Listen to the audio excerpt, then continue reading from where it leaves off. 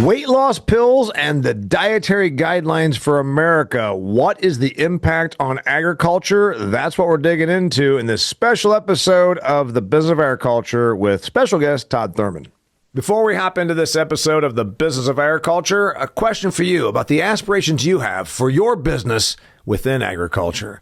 Do you have capital requirements, but you're not exactly fitting within the template of the local bank? No problem. Harvest Returns can help you get the funding you need to expand and grow your agricultural business. Chris Rowley assembled 18,000 investors, and with their money, does creating financing options to help you grow and expand. Maybe you're a specialty meat processing business, or you're in a mushroom business, or anything in between. Harvest Returns can help. Go to harvestreturns.com. That's www.harvestreturns.com to learn more about how you can get the money you need to grow your agricultural operation today. Hey there, welcome to another fantastic episode of The Business of Agriculture. I got returning guest and friend of show, Todd Thurman. You might know him. He's been on multiple episodes. In fact, he was on 1 year ago, and we talked about Ozempic and its impact on agriculture. Well, guess what? 1 year later, we've got a whole bunch of new things that are going to impact how Americans eat and how much Americans eat. Yeah, exactly. We are now moving from an injectable that cost $1,100 or more dollars per month to a pill form of these GLP-1 drugs that are going to cost $149 a month if you're paying cash. And that's not talking about the fact that we got government intervention on different programs, and we've got insurances that might be paying for this. So trust you me, the landscape for eating is changing fast. And then at the very same time, just as that came out, Wegovy, the first one, from Novo Nordisk, getting approval for a drug versus an injectable. Not just on the heels of that, we've got the new dietary guidelines for America, turned literally upside down from what it used to be. These two things, working in concert, if you will, are going to change the consumption patterns of Americans. I know it's not going to be everybody, and I know a lot of people don't care what the government tells them to eat. It's going to change things, mark my words, and my friend Todd agrees with me. Mr. Thurman, we talked about this before we hit the record button. By the way, if you're listening to this show, I want you to remember that Todd is my co-host of the Business of Ag Success Group, a group of ag professionals that network and get together every 2 weeks on a Zoom call and talk about important industry events. And we have guest presenters. If you're interested, you can go to DamianMason.com and hit the Business of Ag Success Group, and for $99 a month, you can become a member, and you can hear from this brilliant guy twice a month. That's what I do. Anyway, this is a big topic. Yeah, we were, it was a year ago, and we didn't know a whole lot at that time. We had some basic information, but if anybody's been living in a hole for the last year or so and is not familiar, what we're talking about are basically GLP-1 agonists, basically been presented as weight loss pills. They were originally designed for managing type 2 diabetes, but very quickly they started getting prescribed off-label for weight loss, and then some of them are actually on-label for weight loss now. But it basically mimics a natural hormone that our bodies produce when we eat, and it creates a sense of satisfaction or fullness. And so when we got together last time, what we knew was that people were eating less food. They were eating less calories and losing weight, not surprisingly. What we didn't know a whole lot about. If they're on the drug. Right. Yeah. Right. And what we didn't know a whole lot about was exactly kind of what type of foods they were eating. So there's some more recent research that's come through, and we've had time to kind of look at this a little bit closer. So I think we have a lot more insight into kind of confirming kind of what we thought in terms of the overall reduction in caloric intake, but also a lot more detail on what kind of foods people are eating and maybe some of the metrics around how much less and different types of foods. So fantastic. Lots of good stuff. What I want to do is we'll dig into that stuff you talked, the stats and the findings and the studies about what the results were on a percentage and number basis, and then also from the types of foods, because this is important. Because where we're going with this, if you're watching or listening, we're going with this, and we are tying these two things together. Honestly, these things happen in concert within 2 weeks of one another. The dietary guideline revamp has been promised or teased since about summer, fall of 2025. It just dropped beginning of 2026. The new announcement that we had approval for these weight loss drugs came out right before Christmas. So within about 2 weeks' time, these two things happen, and they are going to, maybe they're not tied together necessarily, but they're current events that have so much in common overlap that's going to change agriculture. I truly believe that. I'm going to give you a couple of thoughts, though, before we get into those results. So when we covered this a year ago, we used the word Ozempic because that was the drug of the moment that had the popularity. Well, there are four, okay? Eli Lilly has two of them. We've got Wegovy from Novo Nordisk. We've got Ozempic from I can't remember who. And we've got two of them from Eli Lilly, Mounjaro being one of them. Point is, there are four drugs. This is the first one, the one from Novo Nordisk, Wegovy, that went from being injectable. So if you don't know how these GLP-1s work, it's a injectable. It's got to be refrigerated. There's some complexity to it. So why this is a game changer from a year ago, Todd, we talked about it a year ago, and we were like, we saw it on the horizon. We said, this is going to change a lot about what we do in ag because we make calories. We're in a business of making calories. And in that episode a year ago, we said 41.9% of Americans are classified as obese. Let's say eventually half of them get on these drugs. That's 20% of 340 million people. You're talking 70 million Americans that reduced their caloric consumption by roughly a third, I think, is the findings. We're going to get into that. And we said this is big. And back then we said accessibility. It's hard to do. You've got to keep some crap in your refrigerator. You've got to get the prescription. You've got to be able to afford it. It was $1,100 a month. You've got to be willing to give yourself an injection in the belly. A lot of people are afraid of needles. So we knew there was some complexity. This came out, and you and I both, here it is on the Wall Street. This is the December 23rd, 2025 Wall Street. Wegovy's pill form is granted approval by FDA. Eli Lilly has at least one of their drugs that the pill form is going to be approved. It looks like Q1 of 2026. So you're going to have at least two competing pill forms of this. So I just want to give that backstory. We talked about it, but the game has changed a hell of a lot in the last year just on those fronts. Yeah, for sure. And I think, a lot of what we talked about turned out to be true, that there's a surprising number of adults that are so afraid of needles that they wouldn't consider the drug at all, even though it's a tiny needle that you can't even fill. But that's certainly a challenge for a lot of people to get over. And it's a not insignificant issue around the having to refrigerate it. And, when you think about travel and things like that, it can be a real pain. So I think the fear of needles is real. But to your point, it's almost like those diabetes blood tester. It's a teeny little needle, but it doesn't matter. That's a bigger thing than you might think. But like you said, the complexity, now I've got to administer myself a shot, which I think many, if not most, humans would be reluctant or afraid to do. And then the complexity of it. But pills, there's a reason why the average American is on 3 prescription pills, because it's pretty damn easy. Well, and there's a lot of supply chain advantages there too. I mean, the fact that it has to be refrigerated at home also means that it requires a cold supply chain, and so that's a challenge for pharmacies.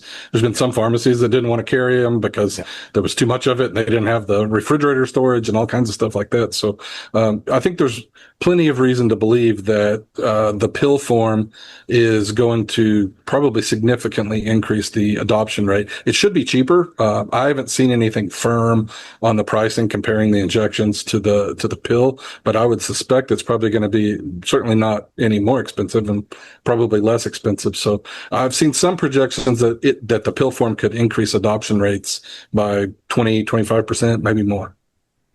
Because it's easier. It gets past the fear and the ick factor and all those things. So there was another thing, just so that the person paying attention to this, there was a year ago when we recorded this show, this topic, there was a huge difference in efficacy between injecting yourself in the belly with the shot that's almost perishable, needs refrigerated, and versus the pill. That spread has changed considerably. I'm pulling this out of... Yes, I still use a highlighter like an old person on the newspaper, which I'm holding here. And in a study of 205 people with excess weight, those taking Novo Nordisk's pill for 64 weeks lost an average of 16.6% of their body weight. And Eli Lilly has their GLP-1 pill in testing. It's about to be approved for consumption. They did a study with over 3,000 patients, and its highest dose of the pill helped people lose an average of 12.4% of body weight, and that was in about a year and a half's time. So the efficacy rate from the pill to the injectable used to be a concern. It looks like pharma has gotten that figured out. Yeah, it seems to be narrowing. There's not a lot of huge studies there, so we'll get some better data once these are more widely adopted. But it does look like it's a little bit less effective, but maybe not quite as significant a gap as what we thought it might be even 6 or 8 months ago. So the person listening to this or watching this, and if you are listening, thank you very much. If you are listening and you've not subscribed to my YouTube channel, just go to Damian Mason on YouTube and hit subscribe. You'll see our stuff right there, and episodes like this, plus past episodes with me and Todd. I want you to get into why this matters to everyone in agriculture, and we can pull some of those numbers, but we can also pull some of the findings about food choice, because I think that a lot of folks in ag are not seeing this. I told my audience 2 years ago, I was in front of a food company up in Pasco, Washington, and I said, something that's not even on the horizon right now, these GLP-1 drugs are become mainstream. They're going to become mainstream way faster than what is being predicted. I give you a lot of reasons for that. 1, vanity. 2, health. 3, sheer numbers. When 42% of the country is obese, there's a big damn customer base, right? 42% of 340 million Americans, a lot of numbers.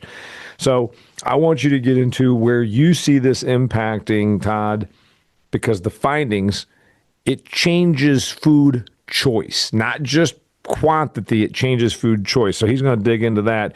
By the way, before we do that, I want to talk about my friends over here that are going to help you if you're a farmer. If you're a farmer, you are looking for cutting-edge bio-based solutions. You know what? You spend money on crop inputs, you got to get something out of them. Bio-based solutions that can truly deliver a measurable yield performance with a great ROI should be something you seek out, right? Of course they are. Well, you need to know about my friends over at Tidal Grow AgriScience. Tidal Grow AgriScience utilizes upcycled seafood byproducts to precisely formulate powerful plant nutrition and crop protection chemistry. You heard that right. I'm talking about seafood byproducts. All right. Fish heads. All right. Seafood byproducts, not seaweed. This is a real science-powered product, and it's all powered by nature. It's built to positively impact the bottom line, your bottom line as a producer in American agriculture. Their products, I'm talking about Tidal Grow, do not require you to change anything that you already do. Their products work and integrate right into your existing production practices to optimize current fertilizer and crop protection programs. It's about getting more out of what you are already doing. We did trials at De La Rosa Farms. That's my farm in Indiana, and at Field Day this year, I'm going to tell you, you're going to see the results once XtremeAg releases them. Some really, really interesting stuff. Some very positive response. You want to learn more about this? Go to Tidal Grow Ag. That's title like, big wave. Grow like what you're trying to do in agriculture. Tidal Grow AG. TidalGrowAg.com. Tell them Damian sent you. Changes food choice. If you're taking this, and this is going to get us into dietary guidelines eventually. Go ahead, Todd. Okay, so what we knew before was that it suppresses appetite. So everybody's been pretty well informed on kind of that aspect of it. About 20 to 25% reduction in caloric intake is kind of, there's been some range there, but I think that's pretty reasonable. And I think that's right about what we talked about last year. I think we were talking about 20%. We may have bumped that up just a little bit, but 20 to 25% reduction in overall caloric intake in patients of these GLP-1 drugs compared to people that are not on them. What is described by patients very often is a reduction in what people are calling food noise. And it's just sort of that craving that they feel like they don't need these unhealthy foods as much. And so I think it's important for people to understand that this is impacting behavior in addition to biology. And so there's some things going on from a metabolic standpoint. It slows down the metabolic process, some things like that. But it really is having a major impact on behavior, and people are doing things differently and eating different types of food. And that's the main thing that we have a lot better information on than we did the last time we talked about this a year ago. And that's, what is it increasing cravings for and what is it decreasing cravings for? And then obviously, what does that mean for food and agriculture? So what's interesting about this, and I'm fortunate, I don't take any pharmaceuticals, but my wife takes some thyroid stuff. It's biology. It doesn't change her behavior other than to say that because it affects a little bit of your metabolism, she feels a little bit more lethargic. There are side effects, right? Watch the evening news and they do the big pharma commercials and it's like, warning, if you take this drug, and it's always the classic thing. They always have to come up with initials. Do you suffer from PRF? Like, what the hell is that? I don't know. Personal relationship fear. I don't know. And then if you take this, you're going to get diarrhea and you might also, do something. This one here, a side effect is behavioral change. And that's, I think, a little different thing. When you said behavior versus biology, I wrote it down. We know that big pharma always has a biology change or it might have side effects. This one, the behavior change is generally all positive. Like I don't see a negative side effect, right? Right, for the most part. I mean, there are some negative physical side effects, gastro and distress, and some of those things. People have reported diarrhea and some challenges like that. So there's definitely that, and for some people that's been pretty severe. For others, it's been very mild. But there are definitely some physical side effects that can be problematic. But from a behavior perspective, I think most everyone would agree that the impact has been, essentially positive in terms of developing more healthy habits. You know what? This is one of the few drugs where they haven't come up with a disease and given it initials. My joke about that, do you suffer from PRF? They do that because they got to sell drugs and they know that most people don't know, can't say the big scientific problem. Do you suffer from this? Do you suffer from AFib or, your wiener not getting hard? They call ED. Everything gets in initials. Personal relationship fear. What would they call this one? Do you suffer from fat acidness? Do you suffer from FA? Do you suffer from FA? I think pretty much there's a lot of awareness about the number of people that suffer from this challenge. So yeah, that's pretty widely accepted. So winners and losers. You just talked about behavior and biology, and then also what that does is it affects food choice. So you had some great stats or some numbers there. Where are people steered to? And again, this ties into, I'm holding up, if you're listening on audio, I'm holding up the old food pyramid, which had 11 grains at the bottom, and the new food pyramid, a la RFK and Nina Teicholz and Brooke Rollins, saying, no, you don't eat all that grain. There are winners and losers in terms of what a human wants to consume once they start on a regimen on these GLP-1s.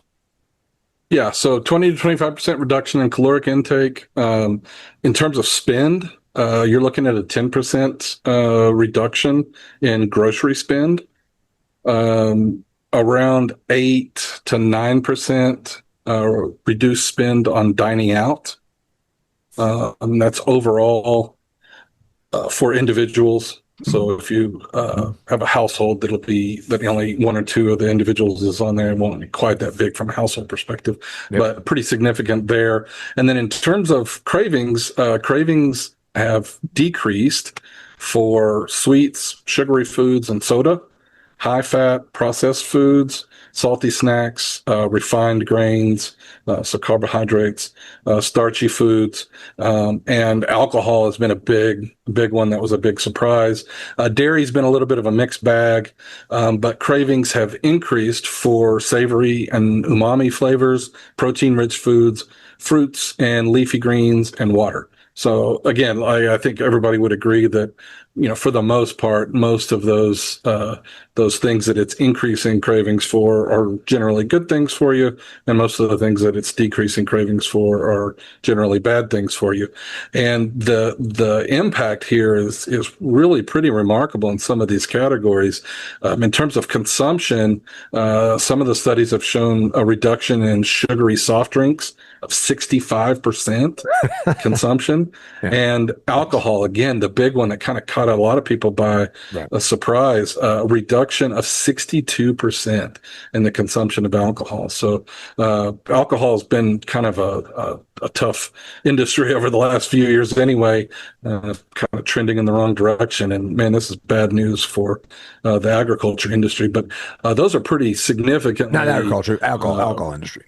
alcohol. Yeah, pretty significant. Of which alcohol impacts. technically is in the agricultural industry. The amount of grain, here's something that a lot of people would be, it doesn't really utilize that much of our grain to make all the Jack Daniels or all the Jim Beam or all the beer and the number of acres of barley and hops. It's just really not that. I mean, it's an important industry, trust me. But does this mean that the state of Washington is going to not have any income anymore because of the hops? No, not necessarily. 62%, you said. So your reduction of alcohol by 2/3.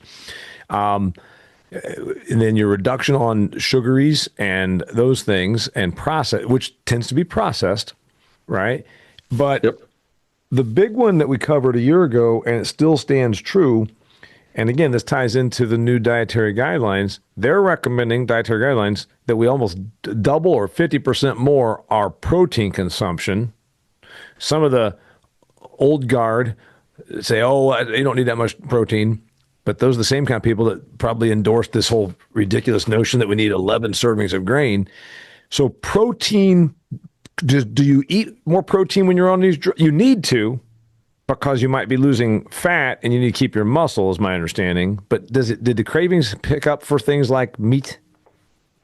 It certainly didn't decline. And there is definitely a focus on increasing protein consumption, particularly lean proteins. So doctors have been pretty good about recommending higher protein intake. Yeah. We've seen this for a while in the elderly population. The medical term is sarcopenia, but it's muscle loss. And there's been a lot of discussion about these GLP-1 drugs and how the associate a lot of that weight loss was muscle and not necessarily fat. That's really true for any calorie restricted diet, and we certainly see that in older people. And as older people get older, as the life expectancy increases, and we solve a lot of these other health problems that traditionally kill people, or at least offer better solutions to that. Increasingly, this sarcopenia, this muscle loss, has become a major concern in terms of the health of the elderly. So for the past 10 years, there's been a pretty strong movement on the medical side and among dietitians to say, hey, especially for elderly people, but maybe for everybody across the board, maybe our protein recommendations are way too low. And so that would seem to be really good news for the meat industry. And I think in some ways it is. But what we're seeing here is an increase in the market share of the diet for lean proteins. And so spending, for example, on lean proteins has been up about 27%. Another big winner is protein supplements, so protein shakes, things of that nature, spending up about 19 or 20% on those type of products as well. But the overall volume of consumption is maybe down a little bit. So getting a higher share of the diet, but in terms of volume, not really seeing any increase. And so it's sort of a mixed bag. And what we're really seeing here is a shift towards higher, more nutrient dense, at least premium products that are at least perceived to be premium. So here I'm talking about grass-fed beef, stuff like heirloom grains. Some of those kind of things are getting a little bit of a benefit here. By the way, and I think the trend there is kind of less, but better. I think it's important here to say, if you take Wegovy pills, it doesn't all of a sudden make you want to go and buy high-end heirloom beef or something. You're just saying that it's because now you're changing away from, you have less cravings for a frozen pizza or Little Debbie's snack cakes or some of the things you named that obviously had a huge reduction, including booze.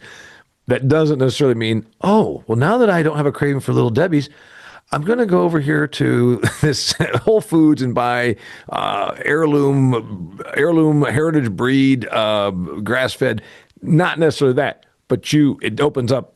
I think what you're saying is it opens up room for more of these specialties because now the protein category is certainly, as you said, not hurt by GLP-1s. In fact, it's helped. And when you combine that with, again, new recommendations and almost a trend of saying more protein, look at how popular it is. I made the crack. You go to the grocery store, Cheerios is touting how much protein, and you pick up anything, it tells you how much protein. All the processed food is to try and not go extinct, is saying, I think if you buy a tube of Crest toothpaste, it touts how much protein it has in it now at the grocery store. Yeah, and it's definitely a big trend. So that's definitely something that people have latched onto. How much of that is perception and behavior, and how much of that is biology is debatable. I'm not sure it really matters. But definitely a shift there. The chicken seems to be a pretty big beneficiary of this. Beef, less so, but still a pretty significant potential beneficiary. Meat snacks is one of those things that's really jumped up in popularity. So there's a high margin product that's pretty good news for the beef industry because a lot of those are beef based. Hey, why don't you go ahead and tell everybody what you told me when we had a call the other day. Remember, if you don't know Todd, first off, you should keep up with him on LinkedIn. He's got a hell of a following on LinkedIn. He puts brilliant articles out there all the time, usually of which are said this was created by me, not by ChatGPT. But the other part of it is he runs a company called Swine Insights. He goes around the world helping people improve their hog production. And the only thing he hasn't been able to do is help hog people sell their product better. He can help them make it. He doesn't seem to break through on there because of all the meat snacks and all the sticks. I almost said it. It's never called I'm eating a pork stick, a beef stick. What kind of jerky is it? It's beef jerky. All these people are running around eating these damn snacks. I had a woman out here on my back porch. And I said, what are you doing? I'm having a protein. It's perfectly balanced for the macros. That was her thing. I said, what? Oh, you don't know what macros are? I said, well, I assume you mean protein, fat, and carbohydrates. Yes. They were trying to out-talk me on ag. Of course, it didn't work out. Anyway, none of those snack sticks are pork-based, Todd. Yeah, and unfortunately, it's more bad news for my pork friends.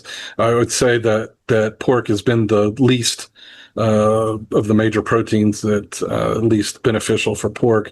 Part of that is because bacon and sausage are considered processed by a lot of folks, and so they've got some, and that's a big chunk of our value proposition now, and I think we still suffer from, most of the cuts of pork are as lean or even leaner in some cases than chicken. The perception is not there.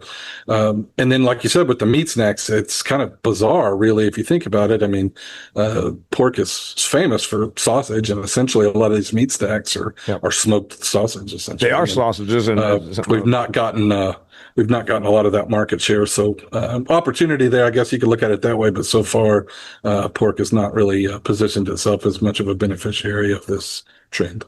I want to go through adoption and adaptation, and I'll explain to you what that means. Before I do that, I know that if you're listening to this show, you're obviously tuned into the business of ag, and you might be a business person, you might be a producer, you might be a lot of things, but you know what? I want you to understand about getting the most out of your buck. We are going to be forced to apply less synthetics moving forward. When we talk about leaching, and 65% of applied nitrogen goes into the water, into the atmosphere, it does not go into the crop. We got a lot of problems out here. So why don't you look at new products that can help you maximize what you're putting on?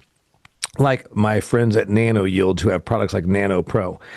Nano Pro is patented mineral-based nanoparticles that go in your sprayer tank at just 4 ounces per acre and act as a delivery system for your entire tank mix. So if you're going to crush your fields 3 times as a farmer, or maybe more than that, you just add this each time, 4 ounces. Whether you're trying to improve your weed control, your fungicides performance, or get more out of your nutrients, Nano Yield technology is an easy, affordable way to protect your investment and drive return on investment.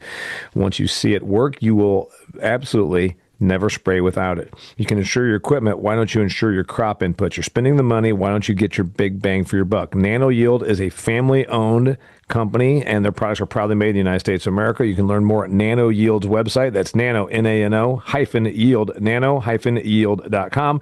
Also go to YouTube and check out their grower testimonials. Adoption and adaptation. What we talked about a year ago was how widely adopted they'll be. Since that time, Trump, love him or hate him, got really involved in this and went to the drug companies and said, you got to bring down the cost of this. And they not only did so, they did so to the turn of 80 plus 90%, from $1,100 a month or more for a dose to $149. And I'm reading that even some of those numbers are going to come down. This will change adoption like that.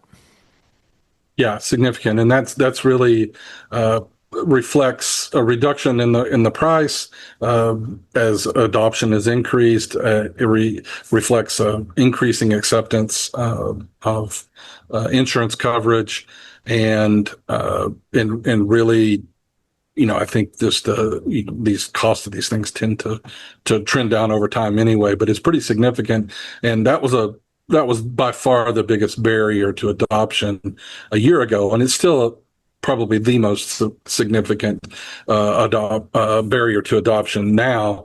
But the second biggest was for sure the needle issues, and so the pill form should solve that. I think the news in terms of the side effects has been kind of moderated a little bit. You hear a little bit less about these severe side effects than you did 6 months or a year ago. There's still a stigma associated with it, so that's something that's hard to measure, but not something that's insignificant in any way, shape, or form. But right now, we think there's about 12.5% of the population are currently on some form of these GLP-1 drugs. And again, these pills are not quite available. I mean, maybe by the time you hear this, they could be. They'll be coming out very soon. So that doesn't reflect any of that potential that we talked about, but about 12.5%. Some of the projections I've seen are that could double in the next 5 to 10 years. That seems kind of conservative to me. But to give you an idea of what that would mean, if you have 25% of the population, the U.S. population, and all those numbers were U.S. population. If you have 25% of the U.S. population reducing the caloric intake by 20 to 25%, you're talking about a total reduction of total caloric intake between 5 and 7%. That may not sound like a lot, but if you just sit down and think about that in terms of on the scale of U.S. food and ag, I mean, it is remarkable how big an impact that would be. And presumably we're already beginning to see, roughly half of that, which is already significant. The other important thing to think about is total caloric decline. That's going to be disproportionately felt in some of those categories that we talked about, primarily sugar and processed grains, carbohydrates, baked goods, things like that, and then alcohol. So that's big in terms of overall caloric reductions, but when you realize that that's very disproportionate in the way that's going to be impacting these different commodity groups, ultimately, if you're looking at it from an ag perspective, we're talking major stuff here. And we were right not to downplay this like a lot of people did a year ago. And that's definitely our position on that has been validated. So, yes, not that we're tooting our own horn or that we want you to join the Business of Ag group just so you can tell us we're right, but we do try to absolutely, Todd and I sit here and say, why is it that so many, even the investor types, and I'm invested in Eli Lilly. I'm an Indiana resident. I don't know, just it's one of those things. And it's done very well for me. Even the investor community didn't see a adoption of this. That's what we're talking about, adoption. And I'm going to go back to the agriculture people. They didn't see an adoption because they thought, oh, well, it's not that trendy, stigma, needles, cost. And you and I both said, okay, well, VCRs were expensive when they came out at first also, and then it became ubiquitous in American homes. I mean, it just goes on and on and on. But when it's something about vanity or health, and I think the reason the adoption thing was underplayed, they kept seeing this money, and I looked at it and said, but it's the easy button. They're not saying, what's with Eli Lilly's commercial right now, Todd? It says, it's not for you to judge. You want to say I'm weak or lack willpower. This is a medical issue. And so they're essentially giving the customer license to buy and use these drugs and saying, we're not judging you. We're not saying that you're too lazy to go and, run stairs or whatever. It's a health issue. Fix it. And here's the means of doing so. I I think the adoption, when you said 25% of the U.S. population is going to be on these drugs, at 42% obesity, and then another 25 or so percent, 30% of the country that's overweight, I could see it being half. I honestly, again, I'm bullish on this. I could see it being much more, and in terms of adoption by the client. And then I want to go to, what does that mean for ag? And I think that you and I both can run down how you would adapt and adopt if you were in ag. Yeah, and I would agree with you. I think that seems very conservative to me. I mean, that's a doubling of where we're at right now over the next 5 to 10 years. That seems quite conservative to me. I think it could be much higher than that. And here's something else to think about. You know, I had a conversation on LinkedIn, a discussion on LinkedIn a while back, and somebody said, you know, people are fat because they eat like crap and they don't exercise. And one of my responses to that was, that's true. But frankly, most thin people eat like crap and don't exercise enough too, right? So there's definitely a genetic component to that. But then it makes you think, well, you know, if we're talking about people that are not just losing weight, not just eating less food overall, but are finding it easier to eat healthier, maybe some of these folks that aren't even overweight might start looking at this as a way to improve their health because, you know, again, you know, most of these thin people, they like to think and, you know, they'd like to think that it's because they're leading a healthy lifestyle. But a lot of times it's just because they have a very favorable, unfortunately, minority genetic composition. And so, you know, there's a benefit there. And then if you look at this alcohol, The booze part is where I was going to go with it, Todd. wow. I mean, then this is essentially a potential treatment for alcoholism. I'm not a doctor and I'm certainly not wanting to jump out there, but I mean, you can't look at that number and not think, you know, and we also see it's harder to measure because of the way we do studies and stuff like that, but seems like a reduction in marijuana, illicit drug use. You know, I mean, this could be a treatment for addictions of different types too. So I want to be careful with, you know, that's certainly not on the table right now in terms of being prescribed for that. But you got to look at that and think that that's got to be a possibility. So it was a couple of months ago, there was an article, and I, you know, my go-to source tends to be the Wall Street, and then I go from there to other sources once I'm onto a topic. And this was that at, I don't know, call it the American Medical Association or Society, whatever, there was a meeting, and one of the presenters said, GLP-1 drugs are so good at everything, everyone should be on them. And I got really scared because that's the same. It scared me right up there with, you know, the trust the science crowd of the COVID era that told us all kinds of things that proved to not be anywhere close to factual. And also, when you figure big pharma likes to sell products, right? And so, my God, if they hear this, then it becomes, we need fluoride in the water, and you need 73 vaccines for your children. I'm not, Damian's a conspiracy. No, I'm just saying, you might want to question some of these things because remember, there's money being made on all of this when they tell your baby that your day-old baby needs vaccines to prevent them from sexually transmitted diseases. You might really want to rethink that. When the doctor at some American Society of Medical Professionals, whatever the hell it was, it was quoted in the article, said that they're so good they should be just given to everybody, then it gets me a little concerned. It gets me concerned because, okay, this is about selling product. I got that. But like you just said, there's plenty of people that don't need to have their diet changed. Okay, they need to have their diet changed, but they don't necessarily need to be on a drug. You know what I'm saying? And so when you start having this kind of a push, then we are selecting winners and losers. Then all of a sudden, the poor companies are saying, "All right, I get it. You shouldn't eat pizza 7 times a week, but by God, now I got people not eating pizza at all because the big pharma is shoving these things down their throats. I can't sell a frickin' pizza." There is that concern. It's a perfectly legitimate concern. I use the example all the time of, you know, be careful, you know, who's making recommendations. I mean, it takes a pretty disciplined barber to not suggest that you need a haircut if you ask them about it. So, yeah, right. You know, I don't generally recommend asking barbers whether or not you need a haircut because they're probably going to tell you you do. It's the same way here. So I mean, I think your concerns are very well placed. My point is only there is definitely going to be a growing group of people that are going to say exactly what you just said. The quote from that guy. I mean, and it's not entirely unreasonable, but your concerns are more than justified. It's going to be a conversation. Okay, so this combined with what we've been promising the listener. Okay, and yes, again, I'm holding up the two pyramids, the one from the old days that, and I wrote about it in my book, by the way. My book right here. That's been out for 5 or 6 years about the dietary guidelines for Americans. I want to just go ahead and give you a quick and dirty on that in case you don't know. The first dietary guidelines for Americans came out under Ronald Reagan's presidency. It was 1980. They come out every 5 years.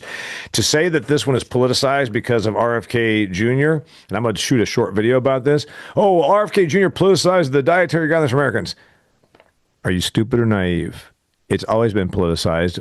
Under Obama's administration, they brought in some vegetarians from, I think, Tufts University, who recommended that we need to eat less, consume less meat, not because of any health reasons, but because of environmental reasons, because of greenhouse gases. So if you think that somehow RFK politicized the food pyramid, no.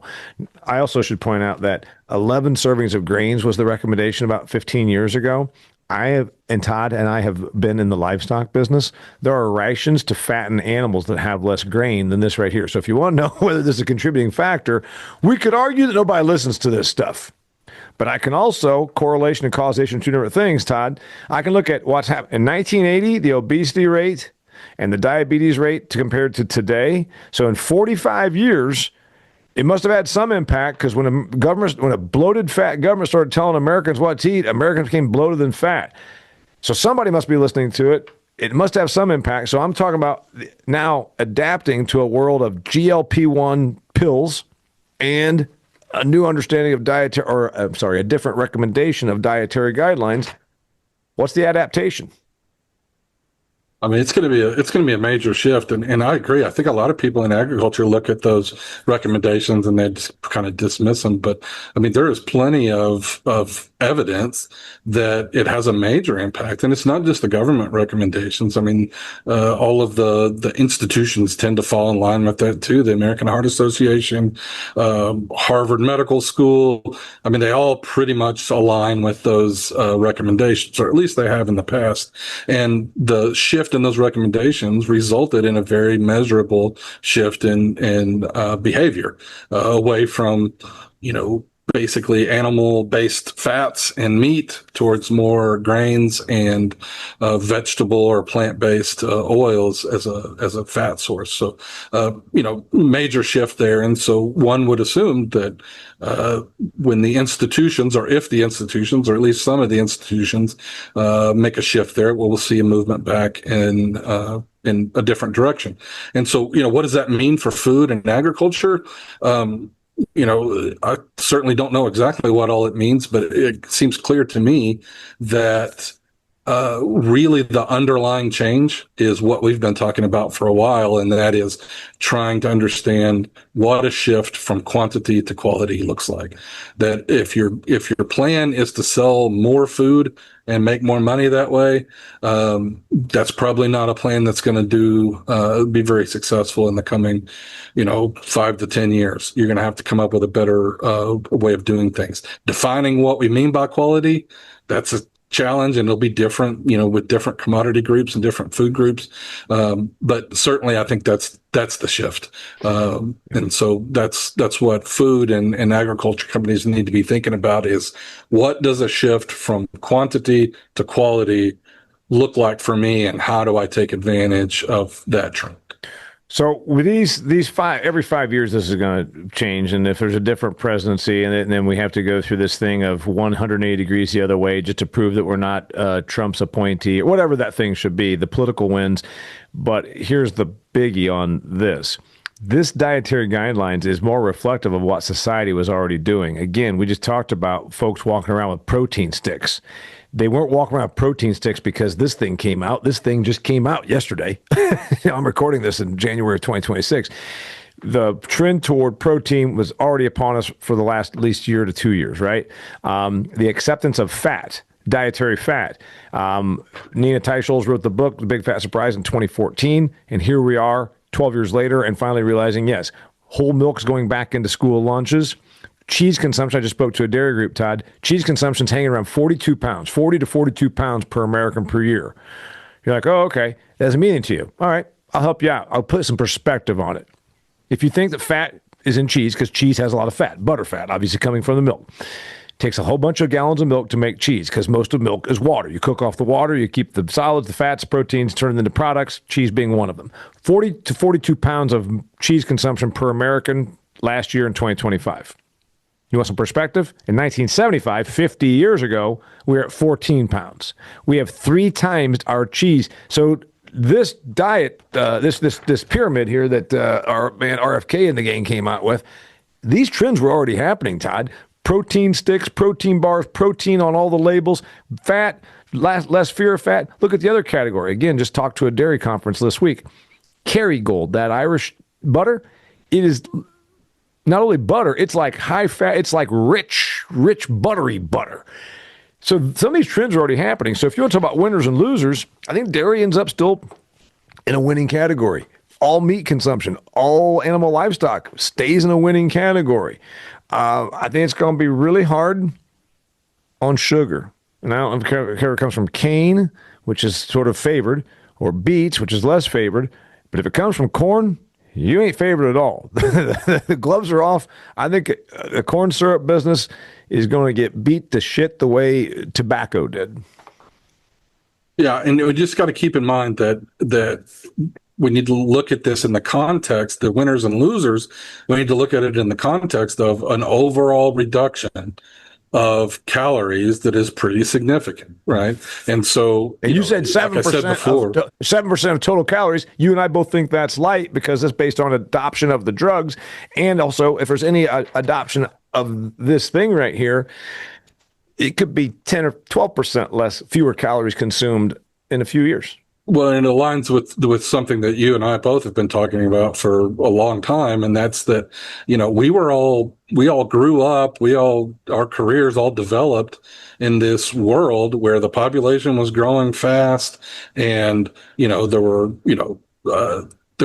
opportunities in developing countries where half the people in China were starving to death, and all that mentality is all those things are shifting, right? Food waste was going up over that time period. Population was growing fast. People had more economic resources, so they were able to not just consume more food, but consume better quality food in developing countries. It was all great news if your mantra was produce more food. That was all great news. It's all shifting, and it's a slow process, but it's all shifting back in the other direction, where we've got slower population growth, more interest in reducing food waste, and now this is just another one of those things to heap on there in terms of the volume of food. And again, I'm trying to say it as much as I can.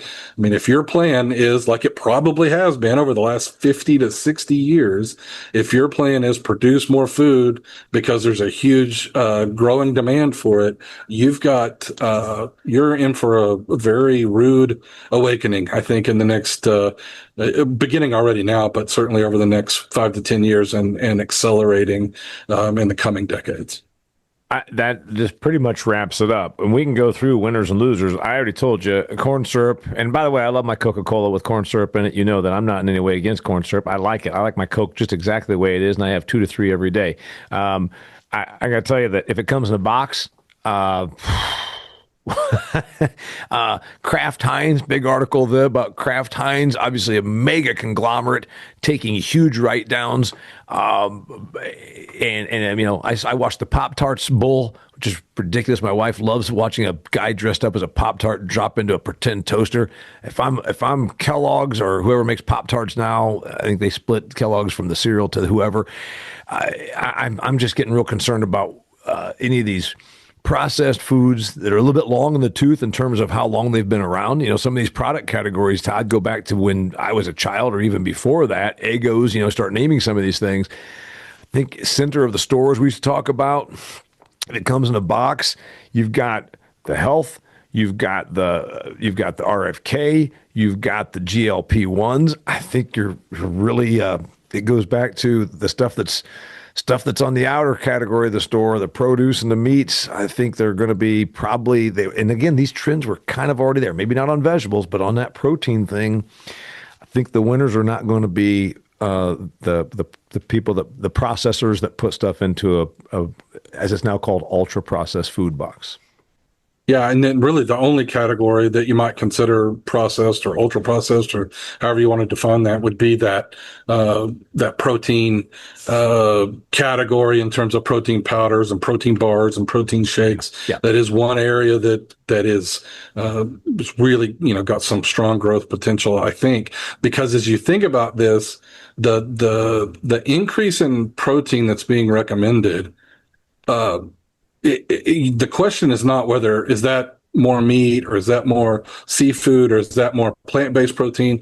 If you're going to achieve those targets for protein consumption in people on these GLP-1 drugs and on elderly people, let alone the rest of the population, I mean, it's all of the above. I mean, you have to intentionally do that. And so it's not about whether you're going to add a protein shake in the morning and eat more steak and pork and chicken and seafood during the week. It's both. You're going to be having a protein shake in the morning and maybe a protein bar with lunch, and you're going to be eating more meat. So, I mean, if we're going to be getting anywhere close to what some of these recommendations are, we're talking about a pretty major shift there. So this is something you really want to keep a close eye on, whether you're a producer, whether you're a processor, an investor in this industry. This is a big deal.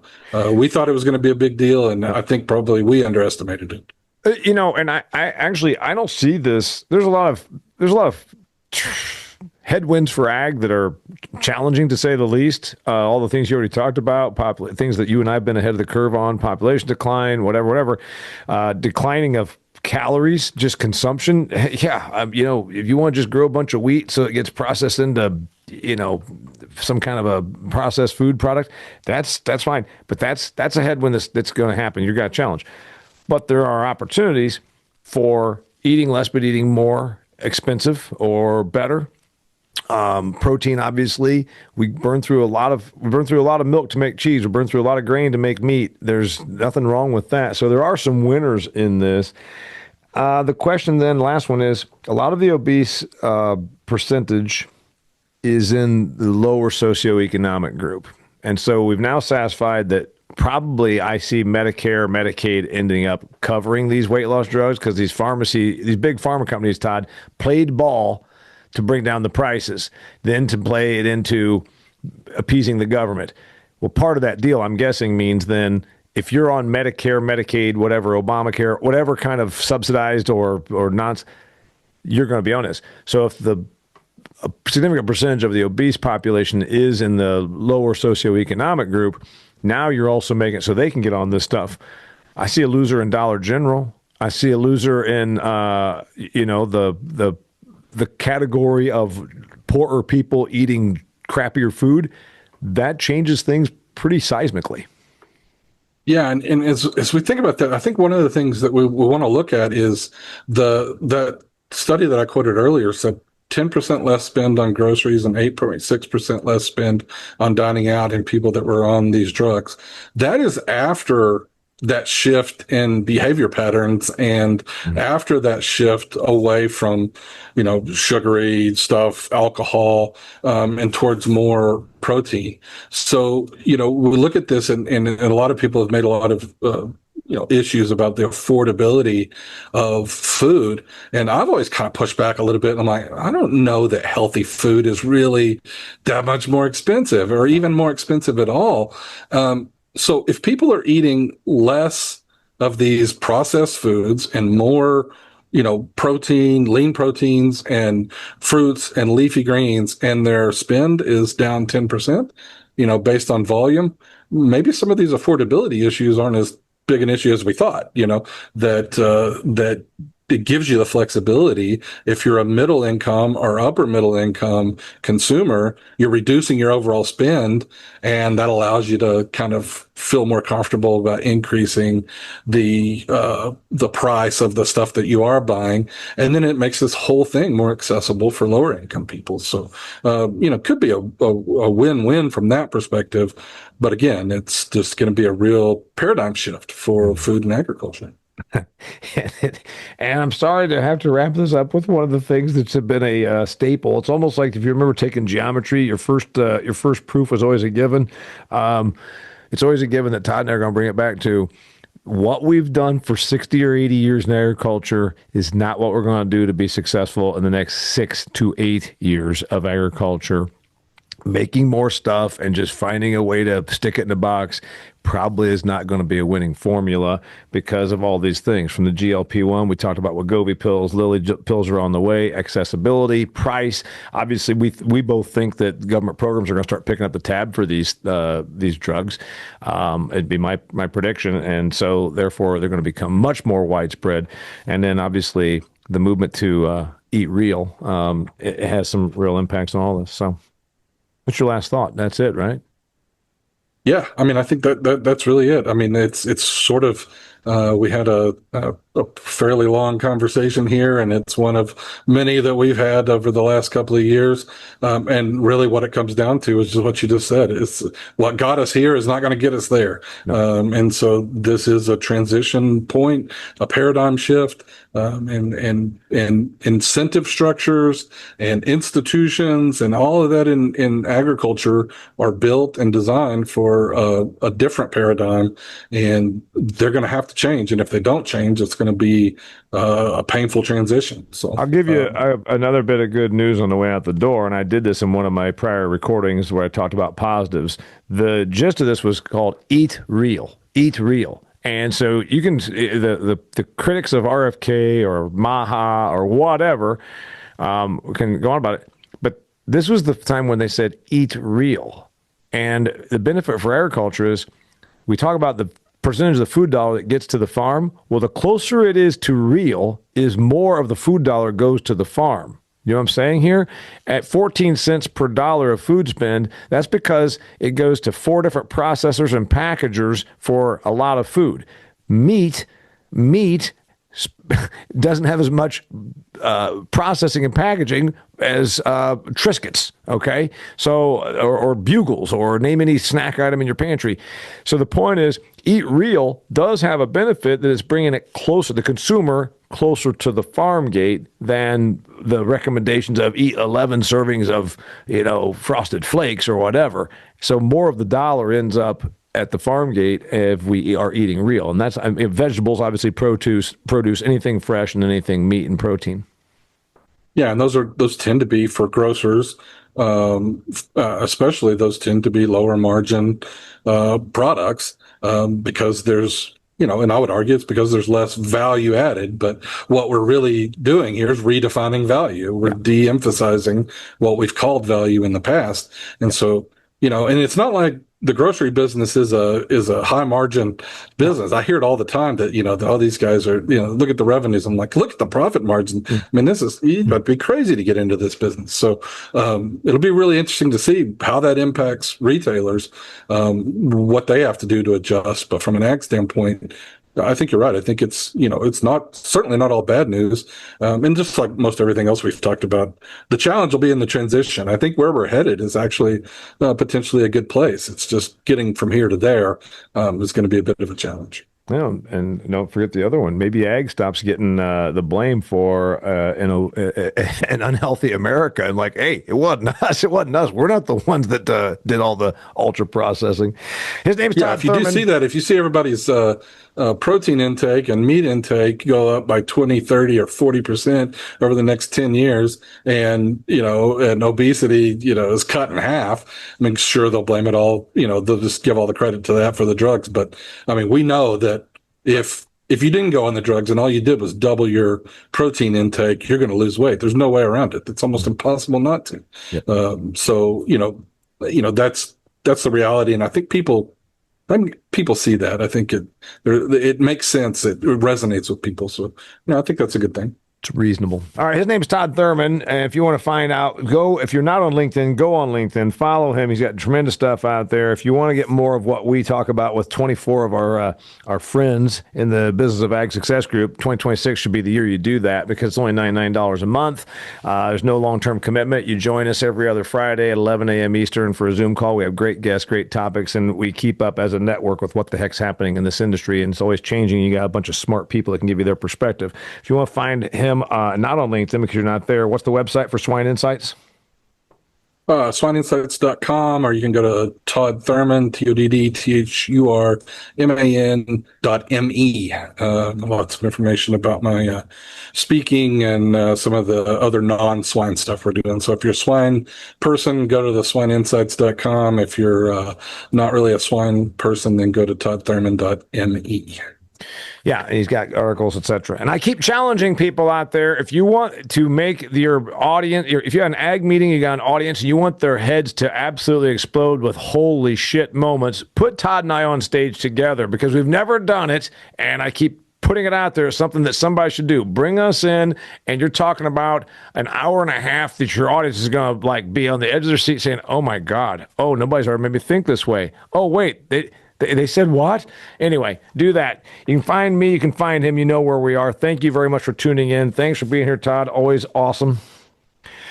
Good to be here as always. Yeah, and also you might notice that he and I are. I'm excited. By the time you're listening to this, you might notice that Todd and I are getting together in real time in Arizona for drinks. And if you know what, we should almost charge for that. You come and hang out and get a drink with us, and my God, then we get even smarter. Anyway, because we're not on those drugs, so we'll be able to keep our 62% 62% of consumption coming in. Anyway, he's Todd. I'm Damian. Thanks for being here. Till next time, share this with somebody who can benefit from it. This is the Business of Agriculture. Well, thank you for tuning in to the Business of Agriculture. If you're planning a 2026 agricultural meeting or even getting a jump start on 2027, please consider putting me on stage. Almost 32 years now that I've been traveling around North America hopping on stage. If you put me on stage at your meeting, I promise I'll bring insights, outlook, and a dose of entertainment to help your people navigate a rapidly changing business of agriculture. Thank you so much for your consideration.